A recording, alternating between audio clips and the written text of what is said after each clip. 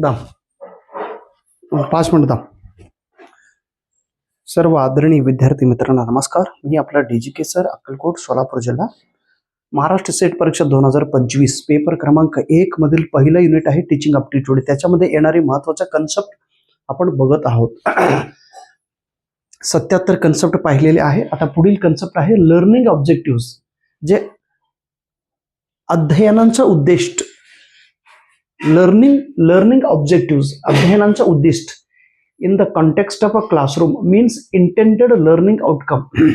एक निर्दिष्ट उद्देश ठेवून आपण वर्गात आलेलो असतो की आपल्याला हे कन्सेप्ट समजून घ्यायचं म्हणून. इंटेंडेड लर्निंग आउटकम किंवा शिक्षक वर्गात आल्यानंतर मला हेच कन्सेप्ट मुलांना शिकवायचं आहे, ते इंटेन्शन ठेवून वर्गात आलेलं असतात, ते इंटेंडेड लर्निंग आउटकम होणार आहे. एका क्लासरूम कंप्लीट झाल्यानंतर त्या वर्गात विद्यार्थी काय शिकलेत त्याला लर्निंग आउटकम असे म्हणतात. तर शिकण्याचे अनेक थिअरीज आहेत, सिद्धांत आहे. अनेक व्यक्तींनी वेगवेगळ्या प्रकारचे सिद्धांत सांगितलेले आहेत, ते आपण बघूया. तर पहिला एक सिद्धांत आहे ट्रायल अँड एरर. कृपया आहे तसाच शब्द तुम्ही लक्षात ठेवा. ट्रायल आणि एरर. ट्रायल प्रयत्न करणे पुन्हा चूक होणे, प्रयत्न करणे पुन्हा चूक होणे, ही एक कन्सेप्ट, ही जे लर्निंग थिअरीज आहे हे एडवर्ड थॉर्नडाईक यांनी सांगितलेले आहे.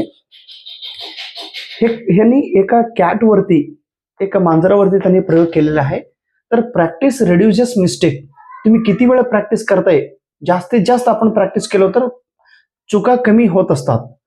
दुसरं आहे classical conditioning learning theory. Evan Pavlov यांनी हे सांगितलेले आहे. याच्यामध्ये काय म्हणतात त्यांनी, रिइन्फोर्समेंट. इन्फोर्समेंट म्हणजे त्यांना उत्तेजन, पुन्हा पुन्हा उत्तेजित करणे, पुन्हा पुन्हा त्यांना प्रेरणा देणे, पुन्हा पुन्हा काम करण्यासाठी त्यांना सांगणे. Reinforcement is used for the learning, तरच ते शिकत असतात. त्याच्यानंतर BF स्किनर यांनी ऑपरंट कंडिशनिंग लर्निंग थिअरी सांगितलेले. त्याच्यामध्ये त्यांनी आर्टिफिशियल स्टिम्युली इज युज्ड. शिकत असताना म्हणजे कृत्रिम स्टिम्युली म्हणजे उत्तेजन. जर आपण उत्तेजन दिलो तर तिथून प्रतिक्रिया येत असतात. आर्टिफिशियल स्टिम्युली देणं आणि त्यानंतर त्याला रिस्पॉन्स येणं, हे ऑपरंट कंडिशन मध्ये आहे. त्याच्यानंतर लर्निंग बाय इन्साइट. इन्साइट म्हणजे इन्साइट ह्याचा अर्थ इंट्रोस्पेक्टिव्ह करणे, आत्मावलोकन करणे, ही एक लर्निंग पद्धत आहे. उल्फिगँग कोहलर यांनी हे सांगितलेलं आहे. त्यांनी काय म्हणतात, cognitive abilities are used for learning. शिकण्यासाठी कॉग्नेटिव्ह एबिलिटीजचा वापर करता येतो.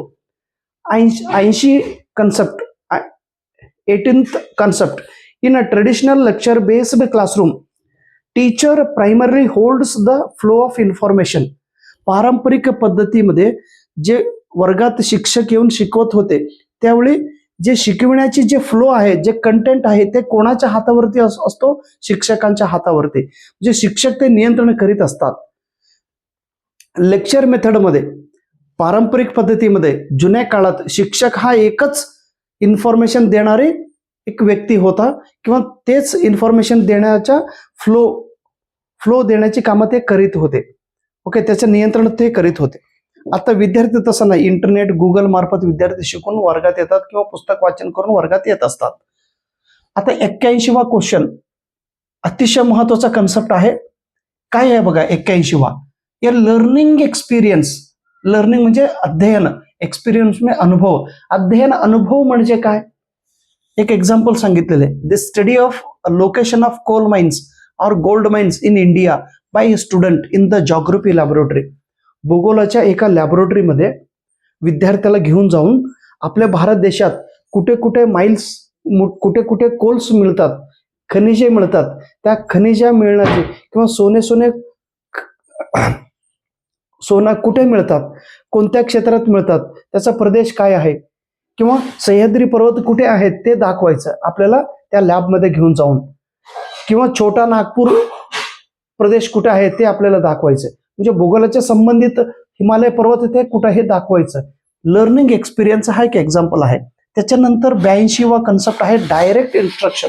डायरेक्ट म्हणजे एकदम सरळ तुम्हाला सूचना देणे. डायरेक्ट आता डायरेक्ट इन्स्ट्रक्शन ही एक टीचिंग स्टाईल आहे. आता प्रत्येक गुरुजन एक कंटेंट सांगत असताना वेगवेगळ्या स्टाईल वापर करून ते शिकवत असतात. त्यांचा टीचिंग स्टाईल वेगळा असतो.